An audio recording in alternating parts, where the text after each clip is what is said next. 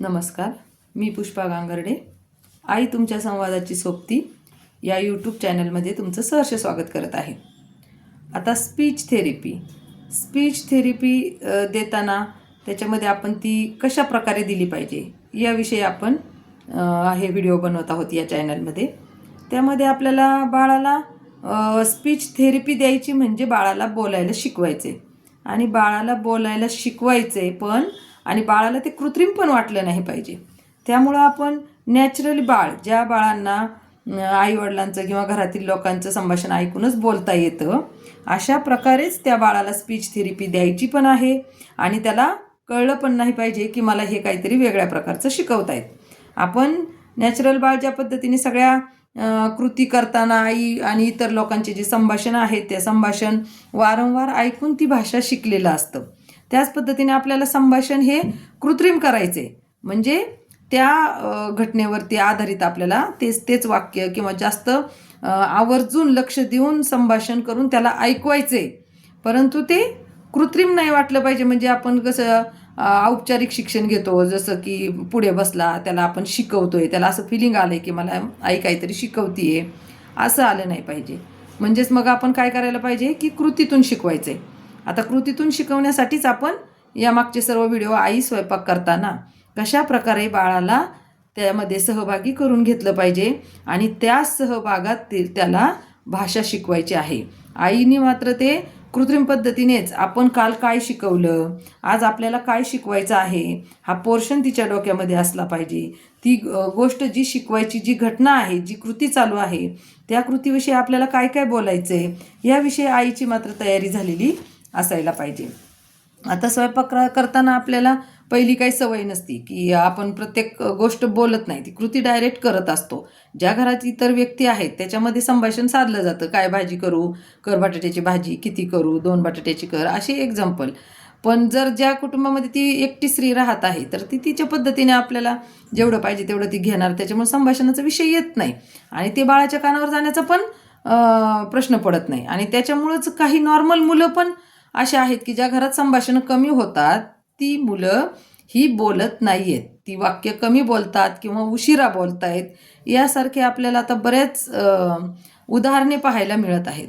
त्याच पद्धतीने आपण आता काय सांगतोय, आता या स्पीच थेरपीच्या क्लासमध्ये आपण या सगळ्या व्हिडिओमध्ये आपल्याला असं सांगायचं आहे की आईने काम करत करत बाळाबरोबर कशा प्रकारे संभाषण केलं पाहिजे.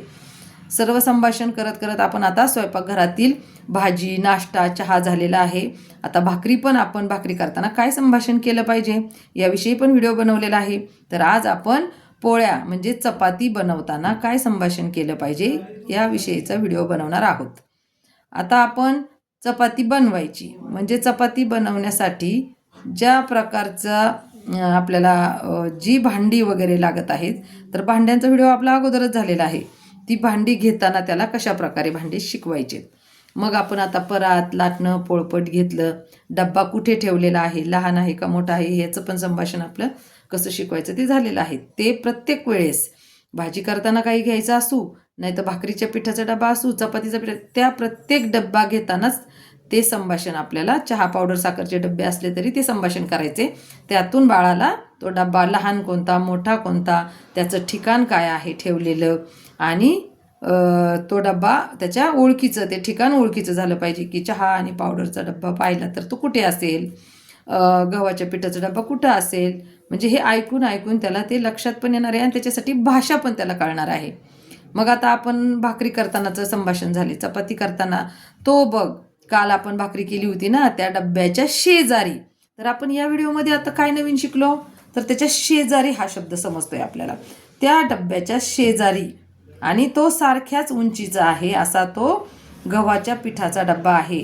तो गव्हाच्या पिठाच्या डब्यातून हे बघ मी आता पीठ घेते. बाळ प्रत्येक कृतीत सहभागी करायचं. हा बघ डब्बा, त्याला हाताला धरून त्याच्या जवळ न्यायचे, त्याचं लक्ष केंद्रित असलं पाहिजे, त्याचं ऐकण्याकडे लक्ष असलं पाहिजे. आणि त्या डब्याजवळ गेल्यानंतर हा बघ कालचा रिव्हिजन, कालच्या डब्बा, ह्या डब्यामध्ये काल आपण भाकरी केली त्याच्यामध्ये ज्वारीचं पीठ आहे आणि ह्या त्याच्या शेजारच्या डब्यामध्ये गव्हाचं पीठ आहे. जर दोन्ही डबे सेम हाईटचे असतील तर तुम्ही ते सांगू शकता, हे बघ हे दोन्ही डबे सारखे आहेत. सारखेपणा, लहान मोठेपणा, शेजारी यासारख्या गोष्टी तुम्ही त्याला शिकवताय. आणि मग त्याच्यातून तुम्ही ते पीठ घेऊन, हे बघ मी आता पीठ चाळते, ज्वारीचं पीठ चाळलं त्यावेळेस बी चाळते, हे क्रियापद शिकवलंय. आज बी ते क्रियापदाचं डिव्हिजन होतीये. मग मी पीठ मळलं. आता हे गव्हाचं पीठ आहे, मी आता याची चपाती बनवणार आहे. चल तू पण मला चपाती करू लाग. त्याला पण तुम्ही एक छोटंसं लाटणं पोळपट देऊ शकता, किंवा काय तुमच्या घरामध्ये अवेलेबल असेल ते एखादं लाटणं दिलं, त्याने जमिनीवर जरी लाटली तरी पण काही अडचण नाही आहे. त्याच्यातून लाटताच त्याला लाटणे ही क्रिया आणि त्या क्रियेसाठी असणारा शब्द लक्षात राहू शकतो. शिवाय आपण शिकवत असताना त्यामध्ये कृत्रिमता येत नाही. त्याला असं वाटतंय की मी आईबरोबर खेळतोय, आईबरोबर तिला कामात मदत करतोय, किंवा मी स्वतःच काम करतोय, अशा प्रकारचं फिलिंग त्या बाळाला असतं. आणि त्यामुळं तो आपल्याला शिकवतानाही त्याला अशी कृत्रिमता जाणवत नाही. तो आपल्याला त्रास देणार नाही. का बरं मी आईचं ह्या गोष्टी ऐकून घ्यायच्या, कदाचित त्याला दुसरं काही खेळायचं असू शकतं. हा खेळ खेळायला सगळ्यांनाच जास्त आवडतं. असं काही नाही आहे की त्यांना असं वाटतं की मी वेगळंच काही खेळलं पाहिजे. पीठ दिलं, लाटणं दिलं तरी ते आपल्याबरोबर चपाती लाटू शकतात. आणि मग आपण चपाती लाटता लाटता प्रत्येक वेळेस जी कृती चालू आहे ती बोलू शकतो. आता मी उंडा केला, चपाती लाटली, हे बघ चपाती तव्यावर टाकली, मी चपाती भाजली, आता ही बघ माझी चपाती मी टोपल्यात टाकली, पोळ्यांच्या डब्यात टाकली, आता माझी चपाती बघ कशी मोठी आहे, तुझी बघ कशी छोटी झाली, दे मी तुझी छोटी चपाती भाजते, ही छोटी चपाती कुणाला, ही तू खा, ही मोठी चपाती मी खाते, ही मोठी चपाती तुझ्या बाबांना देऊ. अशा प्रकारे आपण त्याच्यात आणखीन ॲड करून वेगवेगळे संभाषणं करू शकतात. जी कृती चालू आहे त्या कृतीविषयी बोलून आपण बाळाला स्पीच थेरपी देऊ शकतो.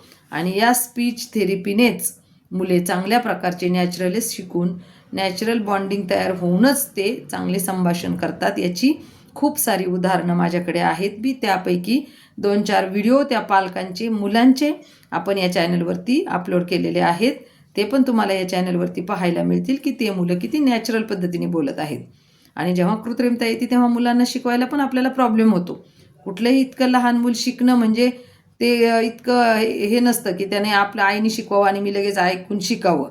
जेव्हा तुम्ही त्याला कृतीतून शिकवता तेव्हाच ते बाळ तुमचं लवकर शिकू शकतं आणि त्याला शिकण्यात पण आनंद वाटतो आणि त्याला कळत पण नाही की आई आपल्याला शिकवतीये. यासारखी स्पीच थेरपी दिल्याने मुलं चांगल्या प्रकारचे बोलू शकतात. आणि यासारखे नवनवीन व्हिडिओ पाहण्यासाठी तुम्ही या चॅनलला लाईक करा, शेअर करा, सबस्क्राईब करा. धन्यवाद.